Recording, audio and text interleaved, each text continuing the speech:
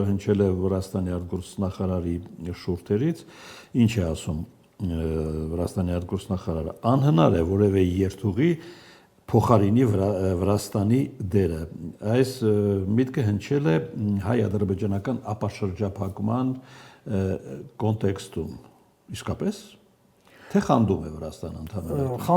Խանդի չափաբաժին կա, բայց իրականության չափաբաժին էլ կա։ Ինչու՞։ Որտեվ թռիփը հիմնականում նախատեսված է Միջին Ասիայի երկրների հարստությունները թրիփի միջոցով, Կասպից ծովի միջոցով, թրիփի միջոցով տեղափոխվի արևմուտք։ Հիմա ներկա պահին դեռ ոչ մի նման գործակ չի կատարվում, միայն միջին միջանցն է գործում Վրաստանի միջոցով, որտեղ ծանրաբեռնվածությունը մոտավորապես 60% է։ Բաքու Թբիլիսի Ղարս երկաթուղին։ Հիմա խանդի տեսարանը այնքանով է չափաբաժին է, որ երբ որ արդեն ամբողջովին թրիփը մտնի իր գործունեության մեջ, կբացվեն նաև մյուս ճանապարհները, ասենք ուղղակի սահմանային կապ կհաստատվի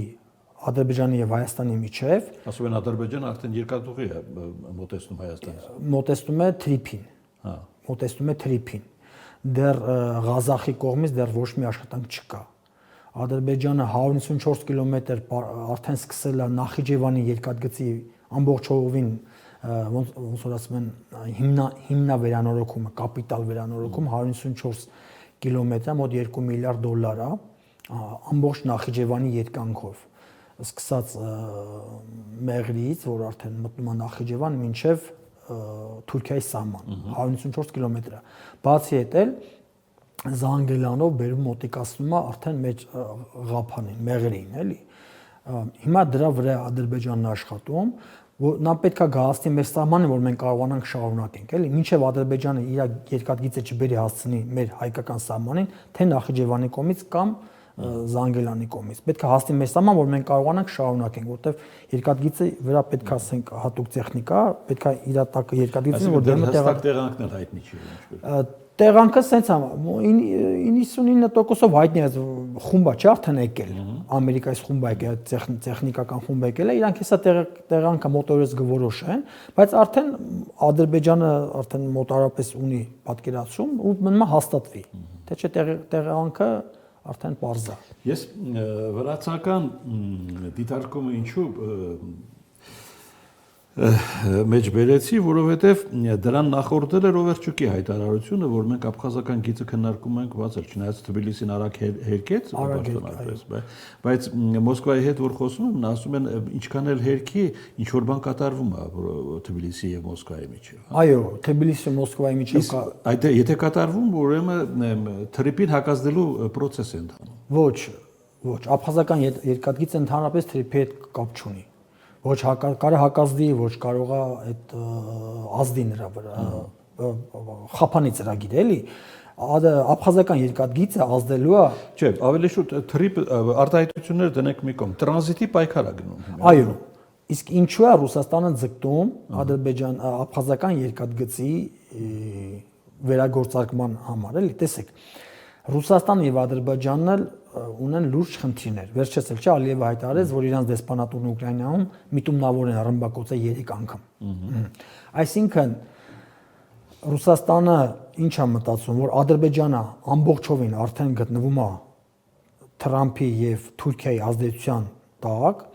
դժվար կլինի իրանց հետ որոշակի հարցեր լուծել ըստ իրանց ցանկացած ձևով։ Դրա համար իրանք արդեն Վրաստանին մոտ 3-4 տարի Վրաստանը կարելի ասել գտնվում է ռուսական ազդեցության տակ, նրանք ձգտում են համոզելու վրացիներին, որ աբխազական երկաթուղին բացվի, որպեսզի հայկական բեռները, պարսկական բեռները եւ Ռուսաստան-Թուրքիա բեռները չգան Ադրբեջանով, Հայաստանով, գնան Պարսկաստան եւ Թուրքիա։ Այսինքն եթե աբխազական երկաթուղին բացվում է, Ռուսաստան-Թուրքիա կապը միանգամից ընդեղով է, ամենահեշտ մոտիկ ճանապարհն է։ Ռուսաստան-Հայաստան կապը Աբխազիայով է կատարվում։ Ռուսաստան-Պարսկաստան կապը կարա գա գնա Թուրքիայով գնա Պարսկաստան, կարա գա Հայաստանով, Նախիջևանով գնա Պարսկաստան։ Այսինքն ինքը Ռուսաստանը թույլատրում է Ադրբեջանի դիրքը որպես տարանցիկ երկիր Հայաստանի համար։ Այդ նպատակը դա է։ Վերջերս Ադրբեջան եւ Վրաստան մի թեթև տրանզիտային բախում էլ եղավ, չէ՞։ Այո։ Դա հիմնականում կապված էր հայկական բեռների տեղափոխման։ Հա, բայց գիտեք խնդիրն ինչու՞մ է։ Վրաստանում ես հիշում եք ձեզ ասացի, որ կոռուպցիոն երևույթները արդեն գլուխ են բարձրացրել։ Ներկա պահին Փոթի կամ Բաթումից, եթե հայկական բեռներ են գալու Հայաստան երկաթուղով, ամեն մի վագոնի համար $92 հավելավճար է մուծում հայկական կողմը։ Անունը ինչ է։ Անունը կարելի ասել ոչ մի բան է, պարզապես մուծում են, դա կոռուպցիոն երևույթներ են։ Հիմա որպեսի չկդրվեն այդ աղբյուրից, այդ ժամանակ վրացիները Ադրբեջանն ասեն, որ այդ գումարը պիտի պահպանվի $92, հիշում եք, որ $92 մտցնենք տրանզիտի։ Մտցնենք այս, եթե այն վագոնները սենց է գալու, այնց չի գալու, դնենք սրանց վրա ու այդտեղ բանը Ալիևը խիստ դրեց այդ հարցը, ասաց այդ դեպքում ձեր տրանզիտ, արդեն ձեր երկա վագոններ որ գասեն Ադրբեջանով գնում են Ռուսաստան, չէ՞, հիմա ներկա պահին։ Ասաց մենք էլ նրանց վրա կդնենք, բացի հետ էլ ահագին բաներ մենք Թբիլիսին ստիպված եղավ հետ կան։ Ստիպված էր, որտեղ իրանք մեծ կախվածություն են Ադրբեջանից։ Մենք չենք տուժում այդ վեճից։ Մենք տուժում մենք շահեցինք այդ վեճից։ Այդ $92 դուրս եկավ։ Հիշում եք, որ Ալիևն ասաց պետք է լինի մենք արդեն ուղիղ կմտնենք Հայաստան։ Բեռներ չենք Վրաստանով չենք բերի տարանցիկ, եթե դուք այդ $92 չհանեք։ Վրացական այդ կոմերցիոն սխեման այդ $92-ի այս դեպքում վերացավ։ Դառավ այս պայքարը խթանել է տրիպը մեծ հաշվով։ Այո, միանշանակ։ Ինչը Հայաստանում շատերին դուր չի գալիս տրիպի շուրջ։ Շատ հանգամանքներ կան։ Մեկը այդ հարաբերակցությունը, հայ-ամերիկյան հարաբերակցությունը։ Ամերիկան գալիս է առելի տոկոսով, հայերը 26 ու չգիտեմ 74, այո, 26 ու 74։ Դա մեր շահերին դեմ գործարք չի։ Ոչ։ Նաև որոշ ընդդիմախոսներ ասում են, որ դա ուրեմն էսկալացիոն վտանգներ ռիսկեր է պարունակում, որտեղ ոտնահարվում են Իրանի եւ Ռուսաստանի շահերը, հնարավոր է որ ասենք Իրանը կամ Ռուսաստանը դե որոշակի դեեսկալացիոն երևույթներ առաջ բերեն, բայց դա այդպես չի։ Հիմա առաջինը, տեսեք 26, ինչու է 26-74։ Տեսեք, մոտավոր հաշվարկներով ընդհանուր ներդրումներ պետք է լինեն մոտապես $1 միլիարդ, որից ուրեմն այդ մի կտորի վրա 43 կիլոմետր է, չէ՞։ Տեսեք, եթե գիշեք մի շաբաթ առաջ պարոն Փաշինյանը հայտարարեց, որ մոտապես 500 մետր լենություն պետք է ունենա, չէ՞, օբշի թրիպը։ Ու տենց է, ասենք, այնտեղ եթե երկաթգծեր հաշվենք, ավտոճանապարհները եւ նավթամուղ, գազամուղ եւ մալուխներ, մոտապես այդ սերվիտուտով մոտապես 500 մետր է։ Հիմա տեսեք 43 կիլոմետրը 500 մետր մոտապես 22 միլիոն մետր քառակուսի անում։ Միջին այդտեղ հողի արժեքը 1 քառակուսի մետրի հողի արժեքը $10 է։ Մոտապես $250 միլիոն կարգի։ Դա հողի արժեքը, միայն հողի արժեքը։ Մոտապես $700-750 միլիոն պետք է արդեն երկաթգծեր, խողովակաշարեր եւ այլն, մյուս ենթակառուցվածքներ։ Կոպիտ հաշվարկով $1 միլիարդ ներդրումներ է պետք հողի գինն էլ հետը։ Ինչ է ստացվում։ Հայաստանը դնում է հողի գինը $250 միլիոն, դա 26%-ն է, էլի։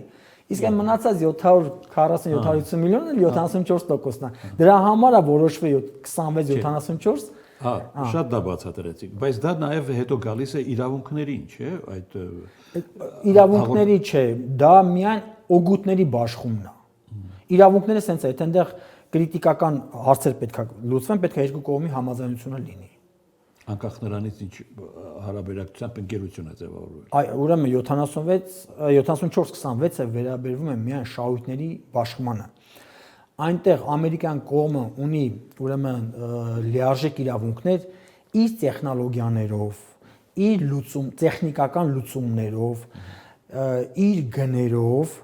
իր որակով որոշի այդ ենթակառուցվածքները, ասենք ասֆալտի հաստությունը որոշի, երկաթգծերի լայնքը որոշի կամ երկու գիծա թե մեկ գիծա,